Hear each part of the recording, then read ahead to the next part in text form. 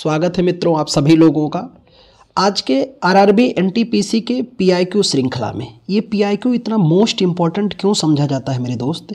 ये वो मंजिल है, ये वो रास्ता है जो आपको बिल्कुल सीधा दिखाता है कि आपकी चाल क्या है, आपकी चाल क्या है और आयोग की चाल क्या है। अगर ये बिल्कुल देखना है कि क्या मेरे रास्ते और मेरे सफ़र बिल्कुल सीधे चल रहे हैं कि टेढ़े मेढ़े हो रहे हैं, तो आप अपने एग्ज़ाम के पीआईक्यू ज़रूर देखिए कि आपका जो नॉलेज का लेवल है और आयोग के जो पूछने का ट्रेंड है, क्या दोनों में सामता है कि नहीं। तो पता चला आप कहीं ज्ञान की अलग अविरल धाराओं में डूबे हुए हैं और आयोग के सवाल कहीं और आ रहे हैं। इन दोनों में साम्यता कैसे स्थापित हो, इसके लिए पीआईक्यू देखिए, एनालिसिस कीजिए, विश्लेषण कीजिए, अंडरस्टैंडिंग बेहतर कीजिए, ताकि अपने एक पद को आप बिल्कुल अपने लिए सुरक्षित बना पाएं। और मेरे मित्र, मेरे दोस्त, ये काम आपको स्वयं करना पड़ेगा। कोई संस्था, कोई अध्यापक आपको नहीं करके देगा। ये पीआईक्यू एनालिसिस स्वयं किया जाता है और जितना ज़्यादा बेहतर करोगे, इसी को कहते हैं स्मार्ट स्टडी। जब छात्र ये समझ जाए कि मुझे पूरे टॉपिक नहीं पढ़ने हैं, केवल फला फला चैप्टर मुझे पढ़ना है, क्योंकि आयोग का मैंने 10 सालों का पेपर देखा है और इसी चैप्टर से ज़्यादा सवाल कर रहा है, इसी को बोलते हैं स्मार्ट स्टडी। और आइए आज मैं बेहतर पीआईक्यू आपकी श्रृंखला आपके लिए लेकर आया हूं और मैं आपको दिखाना भी यहाँ ये चाहता हूं कि किस तरह से आयोग का पूछने का ट्रेंड क्या है और आपके जानने का ट्रेंड। आइए शुरुआत करते हैं बिना विलंब के। पहला सवाल ये है कि बंगाल में सामाजिक धार्मिक सुधार के प्रणेता राजा राम मोहन राय ने किसकी स्थापना की थी आत्मीय सभा की 1815 में।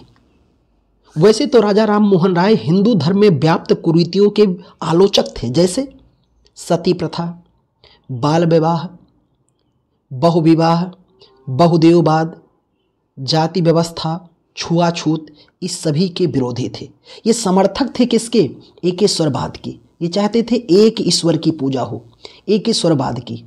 ये समर्थक थे और किसके? पश्चिमी शिक्षा के, पाश्चात्य शिक्षा के भी। ये एकेश्वरवाद और पाश्चात्य शिक्षा के समर्थक थे। कौन? राजा राम मोहन राय। इन्हें राजा की उपाधि किसने दिया था?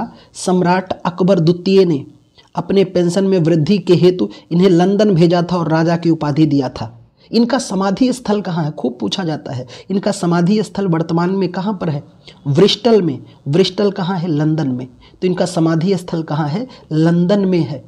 किस भारतीय का समाधि स्थल लंदन में है? राजा राम मोहन राय का। इन्होंने इन सारी कुरीतियों, हिंदू धर्म में व्याप्त कुरीतियों के विरोध के लिए क्या किया? अपने एक संगठन या सभा की स्थापना की, जिसे हम लोग अक्सर किस नाम से जानते हैं? तो उसे ही हम लोग कहते हैं ब्रह्म सभा। आप इन बातों को अगर लिखना चाहें तो नोट कर सकते हैं मेरे साथ ही, और ध्यान से सुनते भी रहो। ब्रह्म सभा, ये ब्रह्म सभा स्थापित कब हो रही है? 20 अगस्त 1828 को। 20 अगस्त 1828 को ब्रह्म सभा स्थापित इन्होंने कहाँ किया? कोलकाता में, राजा राम मोहन राय। यही ब्रह्म सभा आगे चलकर किस नाम से जाना गया? ब्रह्म समाज के नाम से जाना गया। ब्रह्म सभा किस नाम से जाना गया? ब्रह्म समाज के नाम से जाना गया। कहते हैं कि इस तरह से इस व्याप्त कुरीतियों का विरोध करते करते एक हर वस्तु का एक निश्चित समय होता, हर जीव का एक निश्चित होता है। और कहते हैं कि इस तरह से जब समाधिलीन हो गए राजा राम मोहन राय, तो उनके बाद इस ब्रह्म समाज का उत्तराधिकारी कौन बना या नेतृत्व किसने किया था? तो उनका नाम था देवेंद्र नाथ टैगोर। क्या नाम था? देवेंद्र नाथ टैगोर ने इसका नेतृत्व किया था। और देवेंद्र नाथ टैगोर ने नेतृत्व किया, ब्रह्म समाज का प्रचार प्रसार करना शुरू किया। कहते हैं ब्रह्म समाज का प्रचार प्रसार व्यापक तब हुआ जब इन्हीं से आकर मिले एक भारत के बड़े विद्वान और प्रबुद्ध व्यक्ति राजा केशव चंद्र सेन। तो ब्रह्म समाज की ख्याति और लब्धि इतनी तीव्र गति से फैली पूरे भारत में, मानो कि पुनः राजा राम मोहन राय के रूप में केशव चंद्र सेन आ चुके हों और पूरी ब्रह्म समाज की विचारधाराओं को पूरे भारत के एकदम कोने कोने तक उन्होंने प्रसारित किया। और कहते हैं कि समुद्र सबसे पहले पार करने वाले भारतीय कौन थे? राजा राम मोहन राय। और दूसरे व्यक्ति अगर कोई हुए तो उनका नाम क्या था? केशव चंद्र सेन।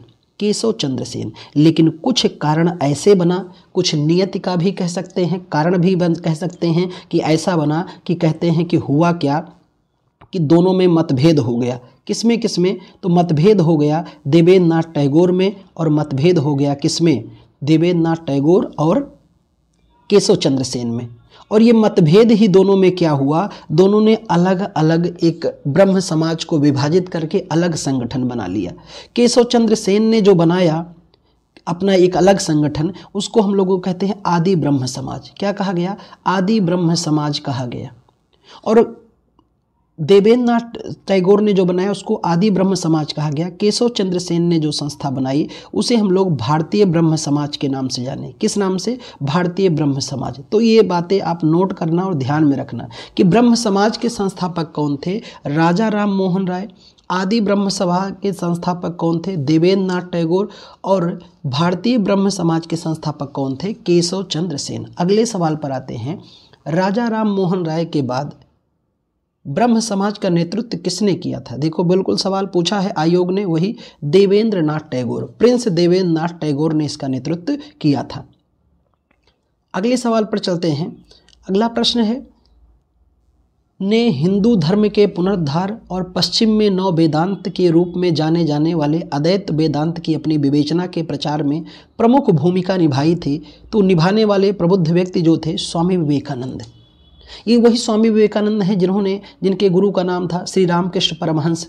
और इन्होंने क्या किया था? रामकृष्ण मिशन की स्थापना की थी। रामकृष्ण मिशन या रामकृष्ण मठ की स्थापना किसने किया था? स्वामी विवेकानंद ने। कब? 1897 में। कहाँ पर? बेलूर में। और बेलूर कहाँ पर है? कलकत्ता में। कहाँ पर? कलकत्ता में। और इस तरह से इन्होंने भी उस प्रचलित समाज में छुआछूत और जाति प्रथा का विरोध किया, पर वर्ण व्यवस्था और मूर्ति पूजक के समर्थक थे। कौन? स्वामी विवेकानंद। इन्हें तूफानी हिंदू के नाम से जाना जाता था। किसके नाम से? तूफानी हिंदू के नाम से भी जाना जाता था। सिख धर्म के लिए सामाजिक सुधार आंदोलन, निरंकारी आंदोलन के संस्थापक कौन थे? तो इनका नाम था बाबा दयाल दास। क्या नाम था? बाबा दयाल दास नाम था, निरंकारी संस्थापक थे। 1891 में पारसियों के बीच सामाजिक धार्मिक सुधार के उद्देश्य से निम्नलिखित में से कौन सी पत्रिका प्रकाशित हुई थी? तो उसका नाम था रास्त गफ्तार। रास्त गफ्तार का प्रकाशन किया गया था। ठीक है, किसके द्वारा? तो पारसियों के सामाजिक सुधार के हेतु यह प्रकाशित किया गया था, रास्त गफ्तार। 1867 में बंबई में आत्माराम पांडुरंग द्वारा स्थापित धार्मिक सामाजिक सुधार आंदोलन का नाम क्या था? प्रार्थना समाज। तो प्रार्थना समाज की स्थापना किया था डॉक्टर आत्माराम पांडुरंग ने मुंबई में 1867 में। और कहते हैं कि यह समाज बिल्कुल और भी इसका भी उद्देश्य वही था। क्या? जाति प्रथा को समाप्त करना, विधवा विवाह को प्रोत्साहित करना, स्त्री शिक्षा को प्रोत्साहित करना। और इस संस्था ने तो दलित उद्धार मिशन की शुरुआत की थी। किसकी? दलित उद्धार मिशन की शुरुआत की थी। किस संस्था ने? तो प्रार्थना समाज ने। और इस प्रार्थना समाज के ही सदस्य थे कौन? महादेव गोविंद रनाडे। महादेव गोविंद रनाडे। अब ये नाम सुनिएगा कि महात्मा गांधी और मोहम्मद अली जिन्ना के गुरु का नाम क्या था? राजनीतिक गुरु का नाम था गोपाल कृष्ण गोखले। और गोपाल कृष्ण गोखले के राजनीतिक गुरु का नाम क्या था? महादेव गोविंद रनाडे। महादेव गोविंद रनाडे को महाराष्ट्र का सुकरात कहा जाता था। बड़े प्रबुद्ध व्यक्ति थे। और इस प्रार्थना समाज में दूसरे सदस्य जुड़े थे आरजी भंडारकर साहब। लेकिन इसी प्रार्थना समाज में जुड़ी कौन? पंडित रमाबाई। क्या नाम था? पंडित रमा देवी या रमाबाई। और पंडित रमाबाई या पंडित रमा देवी ने जब जुड़ी तो यही चल करके आगे इन्होंने महाराष्ट्र में महिला आर्य समाज की स्थापना की। ध्यान में रखना, वैसे आर्य समाज के संस्थापक कौन है? दयानंद सरस्वती। लेकिन उन्होंने महिला आर्य समाज स्थापित किया था। किसने? पंडित रमाबाई ने। और आज देखो प्रार्थना समाज कब स्थापित हो रहा है? तो प्रार्थना समाज स्थापित हो रहा 1867 में। आर्य समाज कब स्थापित हुआ? 1875 में। ब्रह्म समाज कब स्थापित हुआ? 1828 में। और सत्य शोधक समाज कब स्थापित हुआ? 1873 में, ज्योतिबा फूले के द्वारा।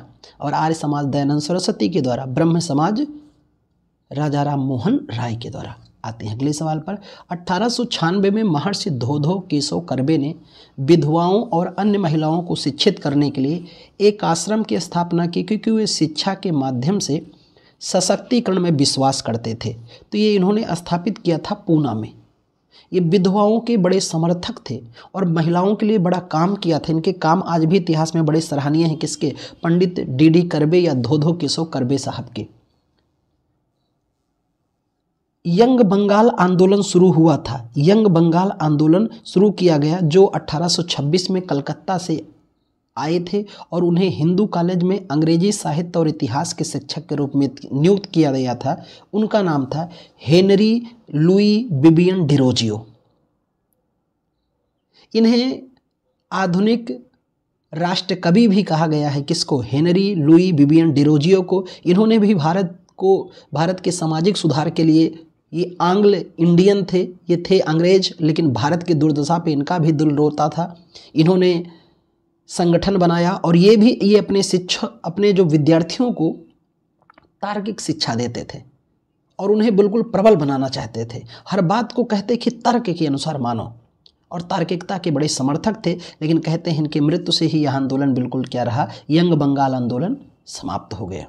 आर्य समाज के संस्थापक इनमें से कौन थे? अभी हम लोगों ने बात किया कि आर्य समाज के संस्थापक दयानंद सरस्वती थे, जिनका मूल नाम मूलशंकर था।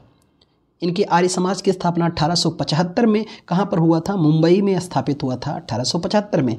दयानंद सरस्वती की सबसे बड़ी बात क्या है? इन्हें भारत का मार्टिन लूथर किंग कहा जाता है। भारत का मार्टिन लूथर किंग किसे कहते हैं? दयानंद सरस्वती को। और मेरे मित्र ध्यान में रखना, इनकी किताब तो अपने बिल्कुल 7वें आसमां पे रही, जिसका नाम क्या है? सत्यार्थ प्रकाश। सत्यार्थ प्रकाश 1874 में इन्होंने लिखा हिंदी भाषा में, और इसे आर्य समाज का बाइबल कहा जाता है। किसको? सत्यार्थ प्रकाश को। ईश्वर चंद्र विद्यासागर का भारत ऋणी हमेशा रहेगा। इनके योगदान और इनके कारनामों की वजह से ही ब्रिटिश सरकार ने 1856 में विधवा पुनर्विवाह अधिनियम बनाया। विधवाओं को विवाह के लिए प्रोत्साहित किया गया कि लोग विधवाओं की ज़िंदगी को नरकीय न बनाएं, बल्कि उनके जीवन को भी संवारें। इसमें बड़ा समर्थन, बड़ा योगदान रहा किसका?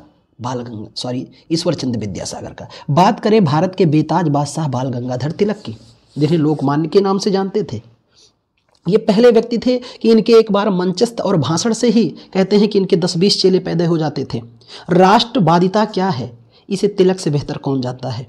इनके एकमात्र भाषण से 40-50 क्रांतिवीर तैयार होते थे, और इन्हीं के ही शिष्य थे चापेकर बंधु, जिन्होंने अंग्रेज प्लेग अधिकारी रैंड और एरेस्ट की दिन दहाड़े हत्या कर दी। और जब इनके चेलों ने हत्या कर दी तो इन्होंने अपने पत्र केसरी में उसे छापा कि वाह मेरे चेलों, बड़ा अच्छा काम किया तुमने। और कहते हैं पत्रकारिता के कारण जेल जाने वाले पहले व्यक्ति कौन थे? बाल गंगाधर तिलक। इन्हें लोकमान्य के नाम से भी जाना जाता है। इन्होंने 2 महोत्सव शुरू किया था, एक गणपति उत्सव या गणपति महोत्सव, और दूसरा इन्होंने शुरू किया था शिवाजी उत्सव। ये दोनों का उद्देश्य क्या था? राष्ट्रवादिता का प्रसार करना, राष्ट्रवादिता का उत्थान करना। इनके समाचार पत्र जो अपने बिल्कुल चरम पर थे, एक का नाम मराठा, दूसरे का नाम केसरी। केसरी मराठी भाषा में था, मराठा अंग्रेजी भाषा में प्रकाशित होता था। निम्न में से किसने सत्यशोधक समाज की स्थापना की? अभी हम लोगों ने बात किया था, ज्योतिबा फुले 1873 में। इन्होंने क्या किया कि जिस तरह से हिंदुओं के प्रतीक चिन्ह या हिंदुओं के आदि गुरु राम माने जाते थे, तो इन्होंने अपने आदि गुरु को बदल लिया। इन्होंने राजा बलि को अपना इष्ट बनाया। अगर हिंदू यानी ब्राह्मणों के इष्ट राम थे, तो इन्होंने अपने इष्ट किसे बनाया? राजा बलि को बनाया। और कहते हैं उस समय जो छुआछूत जाति प्रथा की इतनी व्यापकता की जकड़ थी, उसके खिलाफ ये खड़े हुए। कौन? ज्योतिबा फुले साहब। और पुरजोर इन्होंने विरोध किया और अपने लोगों को, निम्न जातियों को और स्त्रियों को, दोनों के उत्थान के लिए इन्होंने खूब पुरजोर समर्थन किया कि देखो, निम्न जातियां हो या स्त्रियां, दोनों की स्थिति सुधर तभी सकती है जब उनमें किसका प्रवेश हो जाए? शिक्षा का। दुनिया में कोई और दवा नहीं है जो आपको सुधार सके, केवल क्या? शिक्षा। बड़े समर्थक थे ज्योतिबा फुले, और इन्होंने खूब पुरजोर इसका समर्थन किया कि पढ़िए, नहीं तो लोग आपको बेवकूफ़ बनाते रहेंगे। कब तक आप सबके पीछे घूमोगे? और जिस दिन आप पढ़ लोगे, उस दिन किसी के पीछे नहीं, लोग आपके पीछे हो जाएंगे। इसलिए चाहते हैं लोग, आपके समाज के लोग चाहते हैं कि आप पढ़िए मत साहब, आप पगड़ी बांध करके उनके पीछे घूमते रहिए। इसलिए पढ़िए। ज्योतिबा फुले ने जो बात कही वही चल करके आगे अम्बेडकर साहब ने भी कहा। जितने बड़े महापुरुष हुए सब इसी बात को दोहरा रहे हैं कि आपको अपने वर्ग से ऊपर उठना है, इज्जत पाना है, समाज में अच्छे तबके के साथ बैठना है, तो तालीम बेहतर ले लीजिए। और जिस दिन तालीम आ गई, उसके दिन आपकी हालात बेहतर हो जाएगी और सबसे सुधर जाएगी। अगले सवाल पर आते हैं। स्वामी नारायण संप्रदाय की स्थापना भगवान स्वामी नारायण द्वारा 200 से अधिक वर्ष पूर्व मौजूदा किस राज्य में स्थापना किया गया था? गुजरात में। स्वामी नारायण छपिया मंदिर भी है, देख रहे हैं, तो गुजरात में इनकी स्थापना की गई थी। प्रार्थना समाज, जिसे धार्मिक और सामाजिक सुधार के काम करने वाली एक संस्था के रूप में मान्यता दी गई, स्थापना 1867 में किसके द्वारा बॉम्बे में की गई थी? किसकी? प्रार्थना समाज की। देख रहे हो ना, सवाल ये पुनः रिपीट किया गया है। तो डॉक्टर आत्माराम पांडुरंग के द्वारा प्रार्थना समाज स्थापित किया गया था।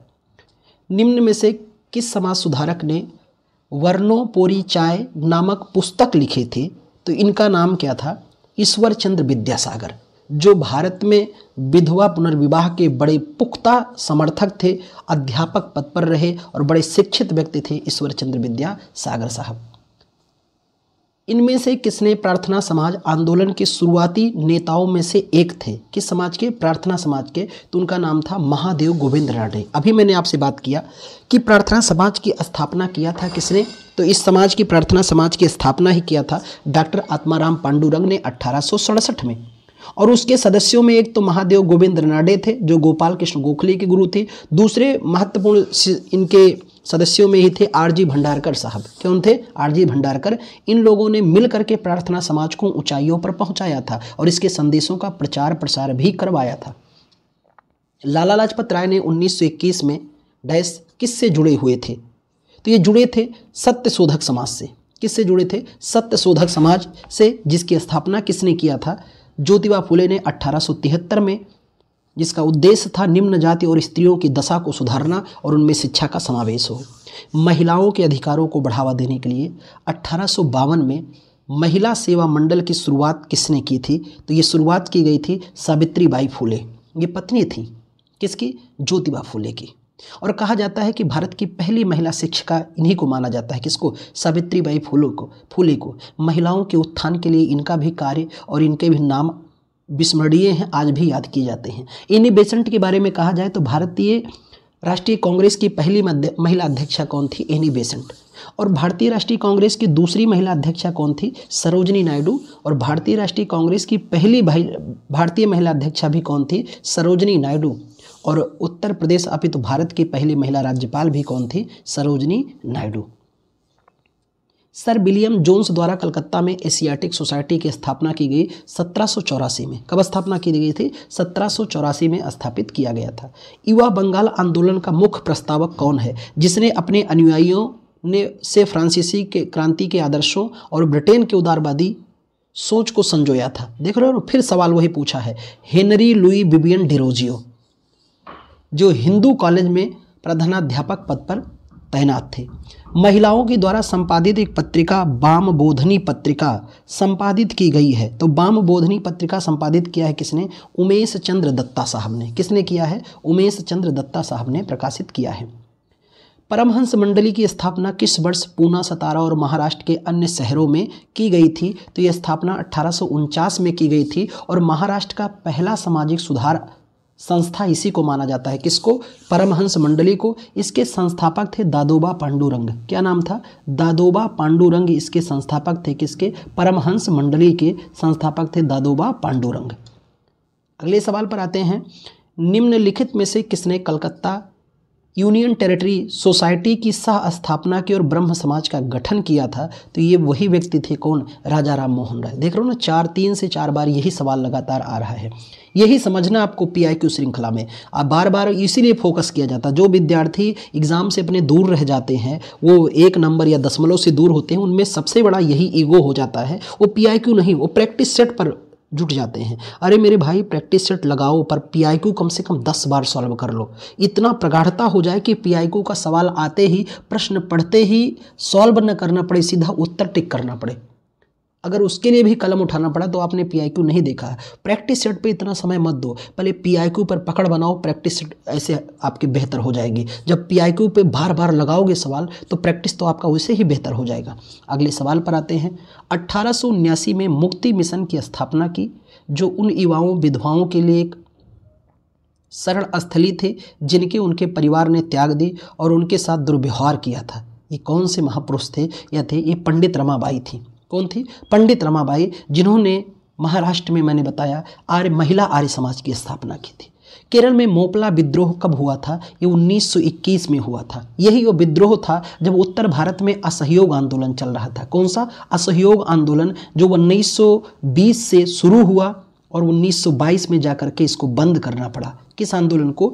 असहयोग को चौरी चौरा घटना हो जाने की वजह से। यही असहयोग आंदोलन है कि जैसे 1 अगस्त 1920 को शुरू हुआ, उसी दिन भारत का बेताज बादशाह बाल गंगाधर तिलक दुनिया को छोड़ चुके थे।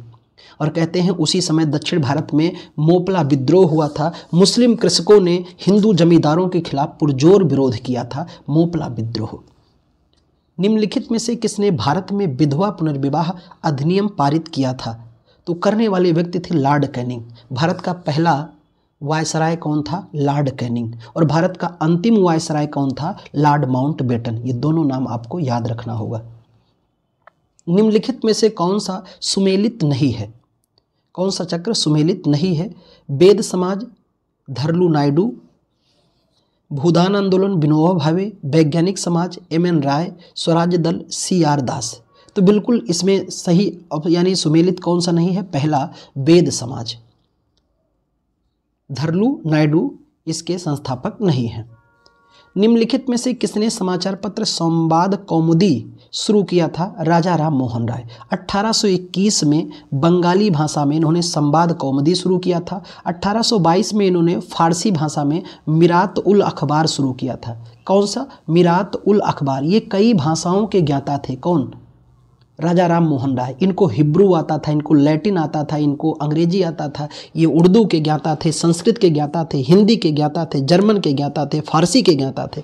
बड़े भाषाओं के ज्ञाता थे राजा राम मोहन राय। और इनकी एक पत्रिका है ब्रह्मनिकल पत्रिका, अंग्रेजी भाषा में प्रकाशित किया था।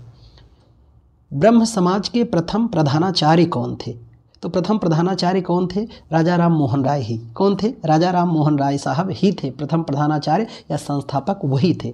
देख रहे हो ना, 5 से 6 बार एक सवाल पूछा जा रहा है। इसका मतलब आपको ये ट्रेंड समझना होगा कि एग्जामिनर का क्या व्यू चल रहा है और कैसे सवाल वो पूछना चाहता है। राम मोहन राय के विचारों को प्रचारित करने के लिए तत्वबोधिनी सभा की स्थापना किसने की थी? तो उनका नाम था देवेंद्र नाथ टैगोर ने। किसने किया था? देवेंद्र नाथ टैगोर ने इसका शुरुआत किया था 1839 के लगभग में।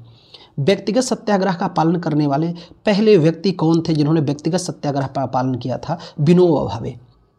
ये व्यक्तिगत सत्याग्रह की शुरुआत कब हुई? 17 अक्टूबर 1940 को।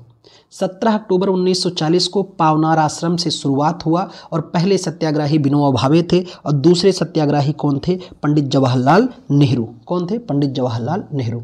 बहिष्कृत हितकारिणी सभा की स्थापना किसने की थी? डॉक्टर भीमराव अंबेडकर। स्वतंत्र भारत के पहले कानून मंत्री और संविधान मर्मज्ञ, संविधान के पिता डॉक्टर भीमराव अंबेडकर ने। सर्वेंट ऑफ इंडिया सोसाइटी की स्थापना किसके द्वारा की गई थी? तो गोपाल कृष्ण गोखले के द्वारा 1905 में इसकी स्थापना की गई थी। कब? 1905 में स्थापित किया गया था। भारतीय राष्ट्रीय कांग्रेस का प्रथम अधिवेशन कहाँ हुआ था? तो पहला अधिवेशन इनका बॉम्बे हुआ। वैसे होना कहाँ था? पूना में। लेकिन हुआ क्या कि पूना में प्लेग बीमारी फैल गई, तो ये अधिवेशन कहाँ करना पड़ा? बॉम्बे में। भारतीय राष्ट्रीय कांग्रेस की स्थापना हुई 28 से 30 दिसंबर 1885 को बॉम्बे के गोकुलदास तेजपाल संस्कृत विद्यालय में। बॉम्बे के गोकुलदास तेजपाल संस्कृत विद्यालय में स्थापना हुई और इसके संस्थापक का नाम था A.O. ह्यूम। क्या नाम था? A.O. ह्यूम। और ये कांग्रेस का पहला महासचिव भी कौन थे? A.O. ह्यूम। कहते हैं कांग्रेस का पहला अधिवेशन 1885 में कहाँ हुआ? बॉम्बे में। दूसरा 1886 में हुआ। कहाँ पर? कोलकाता में। तीसरा 1887 में हुआ। कहाँ पर? मद्रास में। और चौथा 1888 में हुआ इलाहाबाद में। पहले अधिवेशन की अध्यक्षता किया था W.C. बनर्जी ने। कांग्रेस के 1886 कलकत्ता अधिवेशन की अध्यक्षता दादा भाई नौरोजी ने किया था। कांग्रेस के 1887 मद्रास अधिवेशन की अध्यक्षता बदरुद्दीन तैयब जी ने किया था और कांग्रेस के 1888 के इलाहाबाद के अधिवेशन की अध्यक्षता जॉर्ज यूल ने किया था। तो भारतीय राष्ट्रीय कांग्रेस के पहले मुस्लिम अध्यक्ष का नाम क्या था? बदरुद्दीन तैयब जी। और पहला अंग्रेज अध्यक्ष कौन था? जॉर्ज यूल, जो प्रयागराज की अध्यक्षता किया था। इस तरह से आपको ये बातें ध्यान में रखना है। इसके अलावा भारतीय राष्ट्रीय कांग्रेस का सबसे युवा अध्यक्ष कौन थे? मौलाना अबुल कलाम आज़ाद थे। और भारतीय राष्ट्रीय कांग्रेस की पहली महिला अध्यक्षा कौन थी? Annie Besant. अभी हमने व्याख्या किया है, तो वो तथ्य भी आपको समाहित रखना है। अगले सवाल पर आते हैं। कांग्रेस की कार्यकारिणी समिति ने जुलाई 1942 में भारत छोड़ो प्रस्ताव को अपनाया था वर्धा में। कहाँ पर? वर्धा में अपनाया गया था कि भारत छोड़ो आंदोलन की शुरुआत की। राष्ट्रीय कांग्रेस का गठन किसने किया था? अभी हम लोगों ने बात किया तो A.O. ह्यूम ने, किसने? अलन एक्टोबियन ह्यूम ने 1885 में इसकी स्थापना बॉम्बे में की थी, गोकुल दास तेजपाल संस्कृत विद्यालय में स्थापित किया था। कांग्रेस के किस अधिवेशन में स्वराज्य प्राप्ति के लिए आह्वान किया गया था? तो कलकत्ता अधिवेशन 1906 में, जिसकी अध्यक्षता किसने की थी? दादा भाई नौरोजी ने। किसने किया था? दादा भाई नौरोजी। और ये एकमात्र व्यक्ति थे जिन्होंने कांग्रेस के अधिवेशन की 3 बार अध्यक्षता की थी। कितनी बार?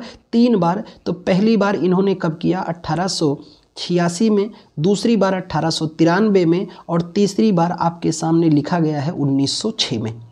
मित्र ध्यान में रखना, स्वराज्य प्राप्ति के लिए 1906 अधिवेशन, लेकिन सवाल एक और है कि कांग्रेस के किस अधिवेशन में पूर्ण स्वराज्य का प्रस्ताव लाया गया था? पूर्ण स्वराज्य का प्रस्ताव किस अधिवेशन में लाया गया? तो ये था लाहौर अधिवेशन 1929, जिसकी अध्यक्षता किया था किसने? पंडित जवाहरलाल नेहरू ने। इसी में रावी नदी के तट पर मध्य रात्रि में झंडा तिरंगा फहराया गया और कसम खाया गया कि आज़ादी हम कब प्राप्त करेंगे? 26 जनवरी को। लेकिन आज़ादी 26 जनवरी को ना मिल पाई। आज़ादी मिल गई 15 अगस्त 1947 को। लेकिन हुआ क्या इसके आगे दास्तान कि लोगों ने सोचा कि चलो हम संविधान को अपनाते हैं। संविधान भी अपना लिया गया कब? 26 नवंबर 1949 को। अब फिर सवाल बना कि हम लोगों ने वादा किया था 1930 में, पहला स्वाधीनता दिवस भी मनाया था 1930 में, 1929 के सम्मेलन के बाद दौरान ही। तो क्या हुआ कि हमारे संविधान को जब पूर्ण रूप से लागू किया गया तो तिथि रखी गई कौन? 26 जनवरी। ये यही कसम खाया गया था। कहाँ? लाहौर अधिवेशन के दौरान ही। आते हैं अगले सवाल पर। निम्नलिखित में से कौन 1931 में भारतीय राष्ट्रीय कांग्रेस के अध्यक्ष थे? तो 1931 में जो अधिवेशन हुआ था उसका नाम था बारदोली अधिवेशन, और बारदोली अधिवेशन की अध्यक्षता किया था सरदार वल्लभ भाई पटेल ने। इसी अधिवेशन में पहली बार भारतीयों के मौलिक अधिकार की बात की गई थी, और इसी अधिवेशन में शामिल होने जा रहे थे हमारे राष्ट्रपिता महात्मा गांधी। तो महात्मा गांधी को युवकों ने किया था, जो नवयुवक थे कराची के, उन्होंने इनको काले झंडे दिखाए थे और गांधी जी पर स्याही फेंकने का प्रयास किए थे। कहते हैं जब काले झंडे युवकों ने दिखाए तो लोग गांधी जी के जो साथ में थे बड़े मताहत हुए कि आप लोग यार राष्ट्रपिता का अपमान कर रहे हो। तो युवकों ने पूछा गांधी जी से कि आपने, अच्छा गांधी पर लोग क्रोधित क्यों थे? क्योंकि गांधी जी ने 5 मार्च 1931 को गांधी इरविन समझौता हुआ था, और कहते हैं गांधी युवकों का मानना था, जो नवयुवक विरोध कर रहे थे उनका मानना था कि गांधी जी ने लॉर्ड इरविन से अगर कहा होता कि भगत सिंह सुखदेव राजगुरु को छोड़ दिया जाए तो छोड़ देते।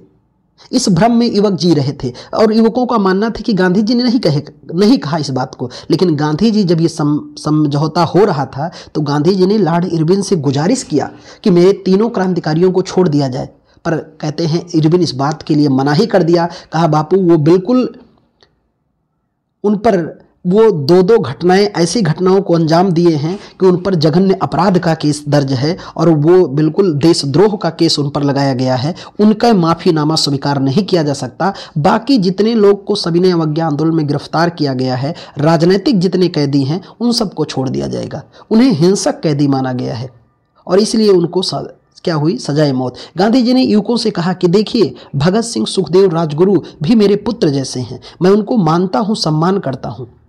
उनके विचार मेरे विचार से नहीं मिलते हैं, मैं उनके विचारों का समर्थक तो नहीं हूँ, पर उनका मैं समर्थक हूँ, उन्हें मैं चाहता हूँ, वो मेरे बेटे की जैसे ही है। लेकिन मैंने पूरा प्रयास किया, मैं बचा न पाया, इसके लिए मैं दुखी हूँ। लेकिन ये मत कहिए कि ये मैंने प्रयास नहीं किया। तो युवकों ने बहुत जब पुरजोर किया तो गांधी जी ने यहीं पर कहा कि गांधी मर सकता है, गांधीवाद नहीं। किस अधिवेशन के दौरान?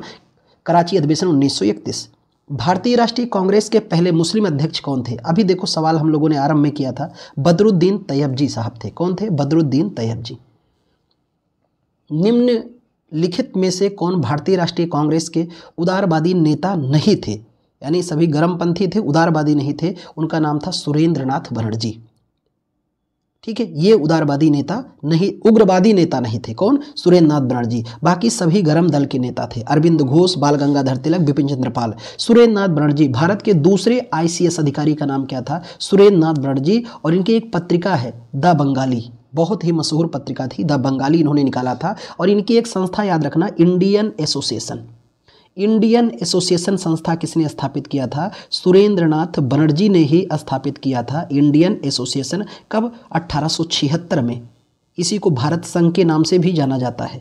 और यही पहले एकमात्र व्यक्ति थे जो भारतीय राष्ट्रीय कांग्रेस के पहले अधिवेशन में नहीं शामिल हो पाए। क्यों? क्योंकि उसी समय 1885 में जब भारतीय राष्ट्रीय कांग्रेस का पहला अधिवेशन हो रहा था तो 1885 में ये अपने संस्था इंडियन एसोसिएशन की अध्यक्षता कर रहे थे। इसलिए सुरेंद्र नाथ बनर्जी पहले सम्मेलन में शामिल नहीं हो पाए, लेकिन कांग्रेस के दूसरे अधिवेशन में ये शामिल हुए थे, जो कहाँ हुआ था? कोलकाता में।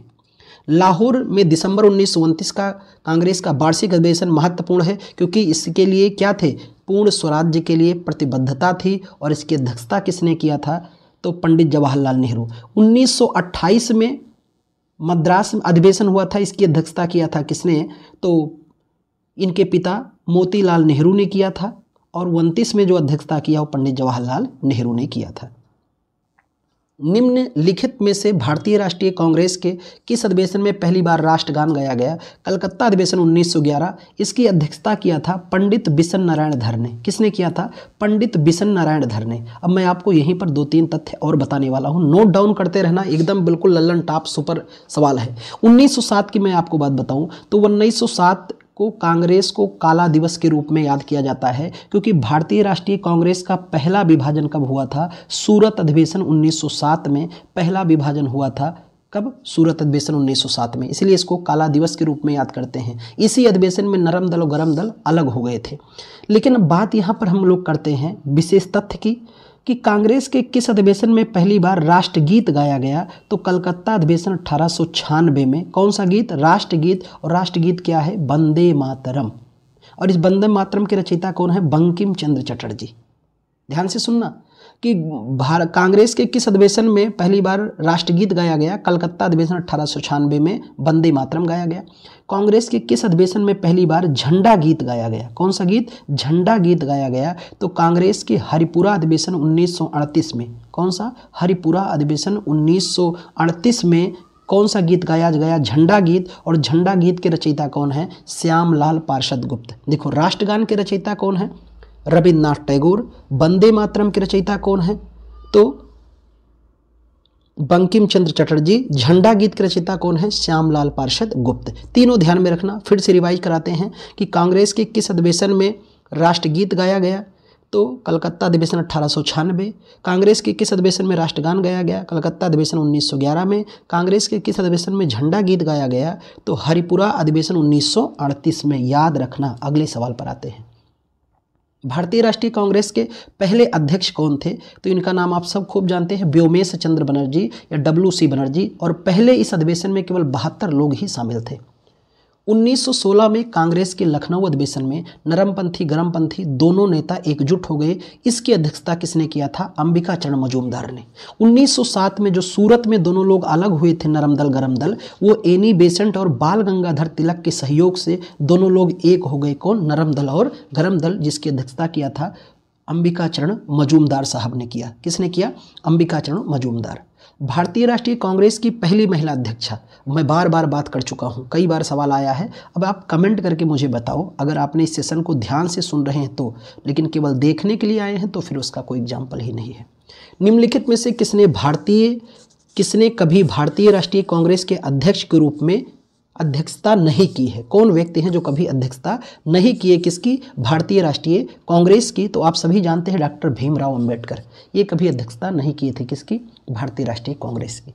सन 1937 में पहली बार कांग्रेस का अधिवेशन गांव में किया गया, फैजपुर। कहाँ पर? फैजपुर में किया गया था, जो कांग्रेस का पहला गाँव का अधिवेशन था। भारतीय राष्ट्रीय कांग्रेस का कराची अधिवेशन 1931 में आयोजित किया गया था। इसकी अध्यक्षता किसने किया?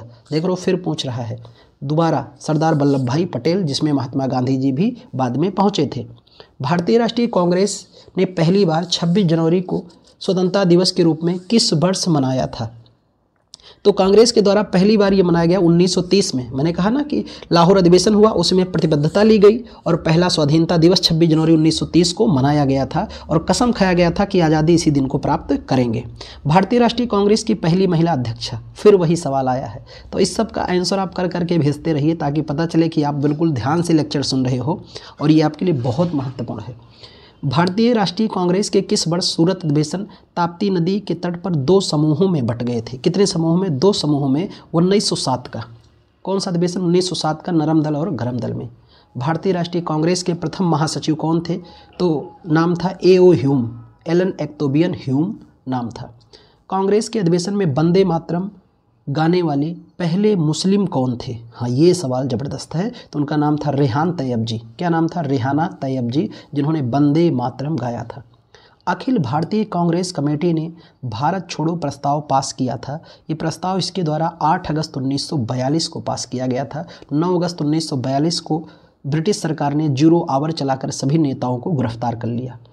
1938 और 1939 में भारतीय राष्ट्रीय कांग्रेस के अध्यक्ष निर्वाचित कौन हुए थे? सुभाष चंद्र बोस।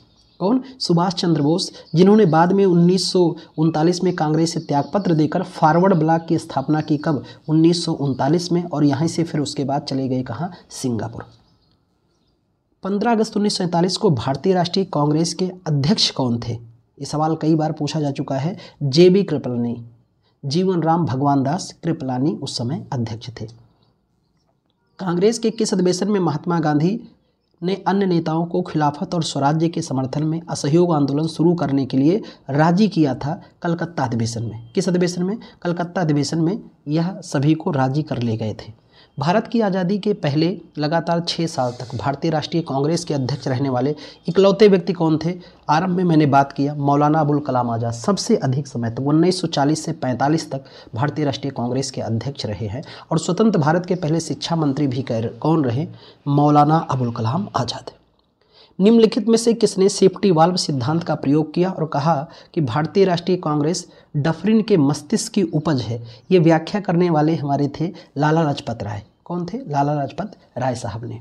क्योंकि भारतीय राष्ट्रीय कांग्रेस की स्थापना के समय गवर्नर जनरल कौन था? Lord Dufferin. अगला सवाल है, सुभाष चंद्र बोस 1939 में त्रिपुरी अधिवेशन में गांधी जी के किस उम्मीदवार को हराकर भारतीय राष्ट्रीय कांग्रेस के अध्यक्ष चुने गए थे? तो उनका नाम था पट्टाभी सीतारमैया। ये चुनाव हार गए थे और इनके हार पर गांधी जी ने कहा ये मेरा हार है। तो इस वचन को सुन करके सुभाष चंद्र बोस ने अपने पद से त्यागपत्र दे दिया। लेकिन जब सुभाष चंद्र बोस ने कांग्रेस पद से त्यागपत्र दिया तब अध्यक्ष कौन बना था? ये खूब पूछा जाता है। डॉक्टर राजेंद्र प्रसाद बने थे। कौन बने थे? डॉक्टर राजेंद्र प्रसाद बने थे। यह भी तथ्य आपको ध्यान में रखना है।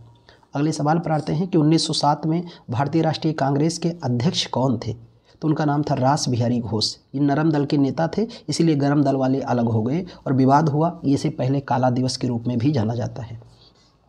किस घटना को कलकत्ता हत्याकांड के रूप में जाना जाता है? तो उसका नाम है प्रत्यक्ष कार्यवाही दिवस। प्रत्यक्ष कार्यवाही दिवस 16 अगस्त 1946 की घटना है। मुस्लिमों ने प्रत्यक्ष कार्यवाही दिवस मनाया। ठीक है कि अभी नहीं तो कभी नहीं, विभाजन करो, भारत को पाकिस्तान से अलग करो। ये जिन्ना साहब की बड़ी तगड़ी पहल थी। मुस्लिम लीग ने निम्नलिखित में से किस वर्ष में मुस्लिम बहुल क्षेत्रों के लिए स्वायत्तता के साधन की मांग करते हुए एक प्रस्ताव पारित किया था? तो प्रस्ताव पारित किया गया था 1940 में। कब? 1940 कराची अधिवेशन हुआ था। 1916 के लखनऊ समझौते ने भारतीय राष्ट्रीय कांग्रेस के नरमपंथी कट्टरपंथी के लिए एक संयुक्त राजनीतिक मंच प्रदान किया था। वो संयुक्त राजनीतिक मंच था मुस्लिम लीग। क्या नाम था? मुस्लिम लीग। मुस्लिम लीग की स्थापना हुई थी 1906 में। कब हुई थी? 1906 में हुई थी। कहाँ पर? ढाका में, जो वर्तमान में बांग्लादेश की राजधानी है। प्रत्यक्ष कार्रवाई दिवस का आह्वान किसने किया था? तो ये आह्वान करने वाले व्यक्ति मोहम्मद अली जिन्ना थे, जिनके राजनीतिक गुरु का नाम क्या था? गोपाल कृष्ण गोखले, जो पाकिस्तान के पहले गवर्नर भी बने। कौन? मोहम्मद अली जिन्ना। अखिल भारतीय मुस्लिम लीग ने लाहौर प्रस्ताव को किस वर्ष अपनाया था? तो यह अपनाया गया था 1940 में। कब अपनाया? 1940 में अपनाया था। मुस्लिम लीग के 1943 के कराची अधिवेशन में कौन सा नारा दिया गया था? तो यह था फूट डालो और छोड़ो। फूट डालो और छोड़ो, इसी सम्मेलन में यह नारा दिया गया। पाकिस्तान की मांग किस वर्ष मुस्लिम लीग के लाहौर अधिवेशन में की गई थी? तो 1940 अधिवेशन में पाकिस्तान की मांग की गई कि भारत से पाकिस्तान को अलग कर दिया जाए। और इस समय द्वितीय विश्व युद्ध का तकाजा भी था, खूब बेहतर चल रहा था। मित्र राष्ट्र और धुरी राष्ट्र के मध्य युद्ध भी चल रहा था। तो इस तरह से आज का PIQ ये रहा है। आपने देखा भी, मैंने आपको दिखाया कि एक एक सवाल 5-5, 6-6 बार पूछे गए हैं आयोग से, 2 बार पूछे गए हैं, 3 बार पूछा जा रहा है। इससे एक आइडिया आपके दिमाग में आएगा कि आपकी जो तैयारी है, किन बिंदुओं को खूब ज़्यादा फोकस करना है, किसको छोड़ देना है। कांग्रेस के अधिवेशन को आपने देखा, धार्मिक आंदोलन को देखा, जिस तरह से उसमें सवाल बिल्कुल केवल कुछ चुनिंदा टॉपिक से आ रहे हैं, आप वैसे ही पढ़िए और बिल्कुल विश्वास कीजिए एक पद आपका सुरक्षित होगा। तो सेशन पर अगर आप पहली बार हैं तो शेयर कीजिएगा और सब्सक्राइब कीजिएगा। और मित्र, मैं एनटीपीसी आरआरबी एनटीपीसी का तो पीआईक्यू श्रृंखला चला रहा हूं। आपके हितैषी अगर कोई हैं तो एसएससी जीडी का भी पीआईक्यू श्रृंखला बिल्कुल निःशुल्क इस पर चल रहा है। और जल्द ही मैं कुछ ही दिन के भीतर प्रयास करूंगा एसएससी सीजीएल एमटीएस और सीएचएसएल की भी पीआईक्यू श्रृंखला लेकर आऊँगा। सबसे मोस्ट इंपॉर्टेंट पीआईक्यू है। मैं आपके लिए प्रैक्टिस सेट भी तैयार रखा हूँ, लेकिन अभी उसे इसलिए नहीं ला के आ रहा हूँ क्योंकि अभी बहुत ज़रूरत है आपको पीआईक्यू पर पकड़ बनाने की। जब आप एक बार समझदार हो जाइए, फिर मैं रास्ते दिखा दूंगा, आप दौड़ लेंगे, रेस लगा लेंगे, अपने मंजिल को प्राप्त कर लेंगे। तो अगले सेशन में पुनः मिलते हैं।